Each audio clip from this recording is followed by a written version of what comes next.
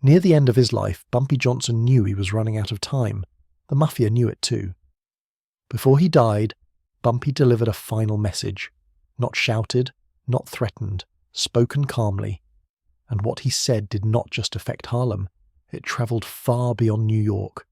What were Bumpy Johnson's final words to the Mafia, and why did they matter long after he was gone? Ellsworth Raymond Johnson died on the 7th of July, 1972. He was 62 years old. He collapsed in a restaurant in Harlem called Wells, a place he had eaten at for years. A heart attack took him quickly. There was no dramatic final scene, no gathering of lieutenants, no deathbed speech. But in the months before his death, Bumpy had made his position clear to the people who mattered. And the Italian crime families who controlled vast portions of New York's underworld listened carefully. By the early 1970s, Bumpy Johnson was not the young enforcer who had once worked for Stephanie St. Clair, the numbers queen of Harlem. He was not the man who had gone to prison multiple times and come out swinging. He was older now. His health was declining. His heart was weak. He moved slower. He spoke less. But his reputation had not faded. If anything, it had solidified into something harder to ignore. Bumpy Johnson was respected because he had survived decades in a world where most men died young or disappeared into prison cells. He had negotiated with the Mafia when others would have been killed for even trying. He had maintained control over Harlem's illegal gambling operations without starting a war that would have destroyed the neighborhood. And he had done all of this while being a black man in a criminal world dominated by Italian and Jewish organized crime families. That mattered. It mattered because the Mafia did not usually share power with outsiders. They controlled heroin. They controlled unions. They controlled politicians. They controlled entire industries. But Harlem was different. Harlem had Bumpy Johnson. And the Mafia had learned, over decades, that trying to push Bumpy out was more trouble than it was worth. The relationship between Bumpy Johnson and the Italian Mafia was never simple. It was not friendship. It was not partnership in the traditional sense. It was a carefully maintained arrangement built on mutual benefit and the threat of mutual destruction. Bumpy controlled the numbers racket in Harlem. The numbers game was illegal gambling, a daily lottery where people bet small amounts of money on 3-digit numbers. It was enormously profitable. It was woven into the fabric of black neighborhoods across New York, and it was run, in Harlem, by Bumpy Johnson and the people who worked under him. The Mafia wanted a piece of that. They always wanted a piece. In the 1930s and 40s, the Italian families had tried to take over Harlem's numbers operations by force. They sent men in, they threatened, they killed, and they met resistance. Not just from Bumpy, but from the entire network of black operators who refused to hand over their livelihoods. Eventually, the Mafia realized that a war in Harlem would cost more than it would earn. So they negotiated. They allowed Bumpy to run the street-level operations. In return, Bumpy paid tribute. He gave them a cut. He acknowledged their power, and in exchange they left him alone. This arrangement held for decades. It held because both sides understood the consequences of breaking it. If the Mafia killed Bumpy, Harlem would erupt. There would be retaliation. There would be chaos. The numbers game would collapse, and the profits would disappear. If Bumpy tried to cut the Mafia out entirely, they would bring in soldiers, guns, and political connections that he could not match. So the balance remained, tense, unspoken in many ways, but functional. By the late 1960s and early 1970s, that balance was under pressure. The heroin trade had exploded. Drugs were flooding into Harlem. The Mafia controlled the supply chains, bringing heroin in from Europe and distributing it through black street dealers. Bumpy hated it. He had always kept heroin out of his operations. He saw what it did to the neighborhood. He saw young people destroyed. He saw families torn apart. He saw Harlem collapsing under the weight of addiction. And he blamed the Mafia for allowing it, even encouraging it, because the profits were too large to ignore. At the same time, the Mafia was changing. The old bosses were dying or going to prison. Younger men were taking over. Men who did not remember the wars of the 1930s. Men who did not have the same respect for the arrangements that had kept the peace. These younger mobsters looked at Harlem and saw money being left on the table. They saw an aging black gangster who was supposed to be paying tribute, and they wondered why they were not taking more. Bumpy saw this shift. He understood what it meant. He knew that after he died, the Mafia would move in harder. They would try to take over completely. They would install their own people.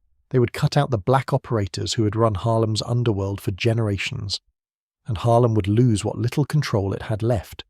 So Bumpy made his position clear, in meetings, in conversations, in messages passed through intermediaries. He did not shout. He did not make threats he could not back up. He simply stated facts, and the facts were these: Harlem was not like other neighborhoods. It was not a place where the Mafia could simply walk in and take over. The people of Harlem had their own networks, their own loyalties, their own sense of identity. If the Mafia tried to control Harlem the way they controlled Little Italy or the docks, they would face resistance, not just from criminals but from the entire community. Preachers, business owners, activists, people who were tired of being exploited by outsiders. The Black Power movement was growing. The civil rights struggle had shifted into something angrier, more militant. The idea of white mobsters openly running Harlem would not be tolerated the way it might have been in earlier decades. Bumpy understood this. He had always understood it, and he made sure the Mafia understood it too. His final message, delivered in the months before his death, was not a plea. It was not a request for mercy. It was a warning. A calm, measured explanation of what would happen if the Mafia tried to erase the existing power structure in Harlem. He told them that the peace they had enjoyed for decades was not guaranteed. It was maintained by him, by his reputation, by his ability to keep younger, angrier men in check. Once he was gone, that control would vanish. If the Mafia tried to take everything, they would face a different kind of resistance, not from one man, not from one crew, but from an entire neighborhood that was already on the edge of explosion. He reminded them of the riots, the uprisings that had torn through American cities in the 1960s. Harlem had burned before, it could burn again. And if that happened, the profits would disappear, the police would crack down. The political pressure would become unbearable, the Mafia would lose more than they could ever gain. Bumpy also made it clear that there were others waiting. Men like Frank Lucas, who was already moving heroin independently, cutting deals with suppliers overseas, bypassing the Mafia entirely. Men who did not respect the old arrangements. Men who saw the Mafia as just another obstacle to be removed. If the Mafia destroyed the existing structure in Harlem, they would not inherit a stable, profitable territory. They would inherit a war zone. This was the essence of Bumpy Johnson's final words to the Mafia. Not a single sentence, not a dramatic declaration, but a series of clear, undeniable truths delivered over weeks and months. A message that said, "You can take Harlem after I am gone, but it will cost you more than you think. And what you take will not be worth what you lose." The Mafia listened, not because they were afraid of Bumpy personally. By this point, he was an old man with a failing heart. They listened because they knew he was right. They had seen the riots. They had seen the political shifts. They had seen how the drug trade was creating chaos that even they could not fully control. And they understood that Harlem was not like other territories. It had its own rules, its own history, its own capacity for resistance. When Bumpy Johnson died in July of 1972, the Mafia did not immediately move in. They did not install their own people overnight. They did not try to take over the numbers game or the remaining gambling operations in Harlem. Instead, they stepped back. They allowed the existing networks to fracture on their own. They watched as younger black gangsters fought each other for control. They waited. Frank Lucas, who had worked under Bumpy, became one of the most powerful heroin dealers in New York. But he did not do it by partnering with the Mafia. He did it by cutting them out, importing heroin directly from Southeast Asia, using connections he had built during the Vietnam War. This infuriated the Italian families, but they could not stop him without starting a war in Harlem, and they remembered what Bumpy had told them. So they watched, they waited. And eventually law enforcement took Frank Lucas down. The Mafia did not have to. Other figures rose and fell. Nicky Barnes, Leroy Barnes, Guy Fisher. All of them operated in the shadow of what Bumpy had built. All of them existed in a world where the Mafia no longer controlled Harlem the way they controlled other parts of New York. The balance had shifted, not because the Mafia had given up power willingly, but because they had learned, from Bumpy Johnson, that some territories were not worth the cost of total control. The wider impact of Bumpy Johnson's final message extended far beyond Harlem. It changed how organised crime families thought about expansion. It changed how they negotiated with Black and Latino criminal organizations in other cities. It forced them to recognize that the old model, where Italian and Jewish mobsters controlled everything and everyone else worked for them, was no longer sustainable. In cities like Detroit, Philadelphia, and Chicago, black gangsters were already asserting their own power. They were running their own operations, they were refusing to pay tribute, they were building their own networks, and the Mafia was learning slowly that trying to crush all of them would be impossible. The political climate had changed, the social climate had changed. The idea of white mobsters openly dominating black neighborhoods was no longer something that could be maintained without massive resistance. Bumpy Johnson had seen this coming. He had understood it before most people in the criminal world did, and his final words to the Mafia were an acknowledgement of that reality. A warning that the world was changing, that the old arrangements were dying, that trying to hold on to them by force would only accelerate their collapse. This is why Bumpy Johnson's final message mattered.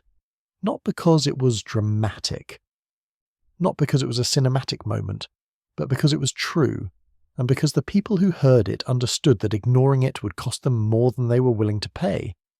After Bumpy's death, Harlem did not become peaceful. It became more violent. The drug trade exploded. Heroin destroyed thousands of lives. The neighborhood suffered in ways that Bumpy had tried to prevent. But the Mafia did not control that destruction. They profited from it, yes. They supplied the heroin, they laundered the money. But they did not run Harlem. They could not, and they knew it. In the decades that followed, the Italian Mafia's power in New York declined. Federal prosecutions, internal wars, the rise of new criminal organizations, Russian mobsters, Chinese triads, Latin American cartels. The world that Bumpy Johnson had navigated was disappearing. But the lessons he taught remained. One of those lessons was about respect. The Mafia had respected Bumpy because he had earned it. Not through violence alone, though he was capable of violence, but through intelligence, through discipline, through an understanding of power that went beyond guns and threats. Bumpy had understood that real power was about maintaining balance, about knowing when to push and when to hold back, about recognizing that some victories were not worth the cost. Another lesson was about community. Bumpy Johnson was not a hero. He was a criminal. He ran illegal gambling. He was involved in violence. He operated outside the law. But he was also a part of Harlem in a way that the Mafia could never be. He lived there. He knew the people. He understood their struggles, and he knew that if the Mafia tried to exploit Harlem the way they exploited other neighborhoods, the backlash would be severe. This connection to community was something the Mafia could not replicate. They were outsiders. They were white men coming into a black neighborhood to extract wealth. And by the 1970s, that kind of extraction was no longer tolerated without resistance. Bumpy had made that clear, and the Mafia, to their credit, had listened. The story of Bumpy Johnson's final words to the Mafia is not a story of defiance. It is not a story of a lone hero standing up to an evil empire. It is a story about the end of an era, about the decline of one kind of power and the rise of another, about the limits of violence, about the importance of understanding the world you operate in. Bumpy Johnson did not leave behind an empire, he left behind a warning, and those who heard it understood exactly what it meant.